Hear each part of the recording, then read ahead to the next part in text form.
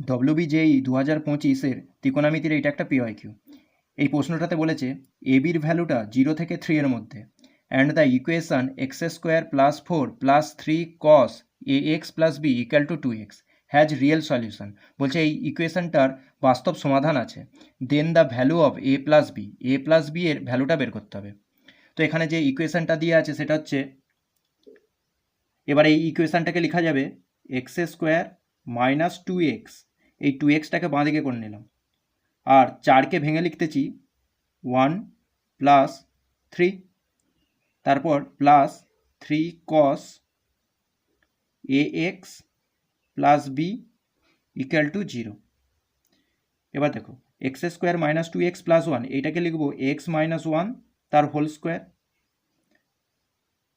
আর এই দুটো থেকে দেখো 3 কমন চলে আসবে, তাহলে এখানে 1 + cos ax + b = তাহলে 0। এবার লক্ষ্য করো এইটা হচ্ছে x - 1 তার হোল স্কোয়ার, এটা গ্রেটার দ্যান ইকুয়াল টু 0, কারণ এটা একটা পারফেক্ট স্কোয়ার, তো সেই জন্য এর ভ্যালুটা সবসময় 0 থেকে বড় বা সমান হবে। আর এখানে দেখো যেটা আছে 1 + cos ax + b, এখানে cos ax + b এইটার ভ্যালু -1 থেকে 1-এর মধ্যে। এবার তার সাথে আবার 1 যোগ করা আছে, তাহলে আমি কি করব না 1 যোগ করব, তাহলে এটা হয়ে যাবে 0 <= 1 + cos ax + b <= 2। ঠিক আছে, তো এইটার ভ্যালু দেখো 0 থেকে 2 এর মধ্যে, মানে ওই এই ব্র্যাকেটের ভিতরে, থার্ড ব্র্যাকেটের ভিতরে যেটা আছে ওইটার ভ্যালু 0 থেকে 2 এর মধ্যে আছে। তো তাহলে দুজনের যোগফল আবার 0 হয়েছে, তার মানে দুজনকে আলাদা আলাদাভাবে 0-এর সাথে সমান হতে হবে, তবেই এইটা পসিবল, দুজনের যোগফল 0 হওয়াটা। তো সেই কারণে দেখো x - 1 এইটাও 0 হবে, এবং এই 1 + cos ax + b এটাও 0 নিতে হবে। তাহলে এখান থেকে পেয়ে যাচ্ছি x = 1, আর এখানে x এর ভ্যালুটা 1 বস করে দেবো, তাহলে পেয়ে যাব এই 1টাকে ডান দিকে পাঠিয়ে দেবো, তাহলে এটা cos a × 1 + b = -1। ঠিক আছে, এই 1টাকে ডান দিকে পাঠালাম, আর এখানে এই যে x এর ভ্যালু 1 বেরিয়েছিল এটা এখানে বস করে দিয়েছি, তাহলে এখান থেকে পাচ্ছি দেখো cos a + b = cos 2n + 1 পাই। ঠিক আছে, cos পাইয়ের অড মাল্টিপিলে ভ্যালুগুলো -1 হয়, সেই জন্য এইভাবে লিখব।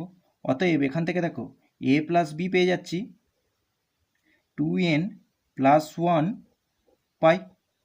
ঠিক আছে, এবার দেখো a হচ্ছে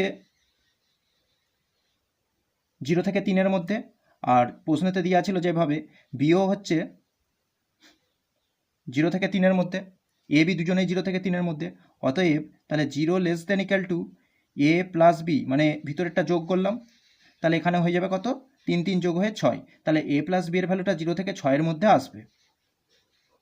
ঠিক আছে, এবার দেখো আমি তাহলে n এর মানগুলো, n এখানে পূর্ণ সংখ্যা, n এর মানগুলো বস করি দেখব।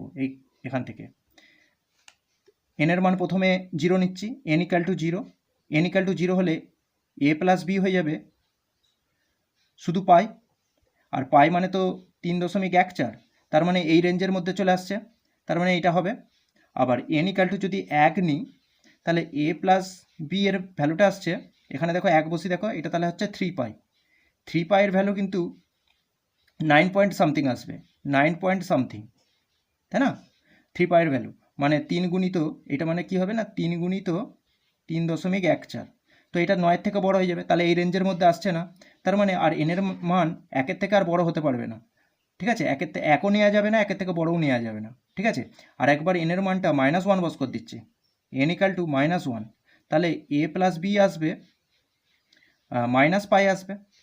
-পাই মানে কি -3.14, সেটাও তো এই রেঞ্জের মধ্যে নেই, তার মানে a + b এর মানটা শুধুমাত্র এইটা হবে 3.14, যেটা এই রেঞ্জের মধ্যে আছে। তো সেই হিসাবে এখানে দেখো সি এর অপশানটা সঠিক হচ্ছে।